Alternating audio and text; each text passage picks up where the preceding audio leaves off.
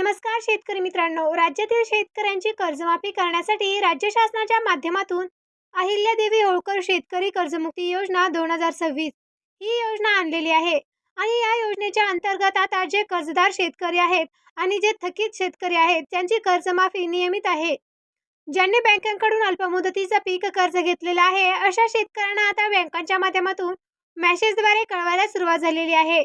आता ज्या बँकेमध्ये तुमचं कर्ज असेल त्या बँकेकडे तुम्ही तुमची कागदपत्र दिलेली असतील, ज्यामध्ये तुमचा मोबाईल नंबर हा त्या बँकेकडे रजिस्टर्ड असेल, तर तुम्हाला बँकेच्या माध्यमातून आता राज्यामध्ये शेतकऱ्यांसाठी अहिल्यादेवी होळकर शेतकरी कर्जमुक्ती योजना 2026 ही योजना आणण्यात आलेली आहे. आणि ज्या बँकेकडे तुमचं कर्ज आहे, तुम्ही कर्जदार शेतकरी आहात, तुम्ही नियमित कर्जदार शेतकरी, जे काही प्रवर्गातील शेतकरी आहात आणि तुमचा कर्जमाफी योजनेमध्ये समावेश करण्यात आलेला आहे.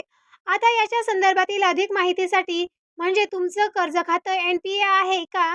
तुमचं खातं कर्जदार थकीत आहे? तुम्हाला OTS योजना घ्यावी लागणार आहे का? तुम्ही नियमित कर्जदार आहात का? किंवा तुम्ही 2 लाखाच्या आतील कर्जमाफीसाठी पात्र आहात का? ही सर्व माहिती जाणून घेण्यासाठी तुम्ही तुमच्या शाखेशी संपर्क करा.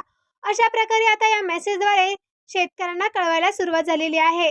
जेणेकरून या कर्जमाफीच्या अंतर्गत जे काही शेतकरी आहेत त्या शेतकऱ्यांना आता जर फार्मर आयडी द्यायचा असेल, तर या शेतकऱ्यांना आधार कार्डची माहिती द्यायची असेल किंवा या शेतकऱ्यांना OTS योजना किंवा या शेतकऱ्यांना इतर काही कर्जाच्या रिलेटेड काम करायचे असतील, तर ते आता बँकेच्या माध्यमातून पार पाडले जाणार आहेत. आणि याच्यासाठी आता प्रत्येक शेतकऱ्याला मेसेजद्वारे बँकेच्या माध्यमातून कळवायला सुरुवात करण्यात आलेली आहे.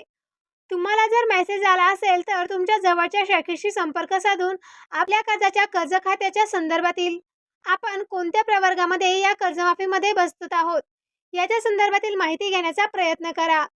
चला तर भेटूया नवीन अपडेटसह नवीन व्हिडिओमध्ये.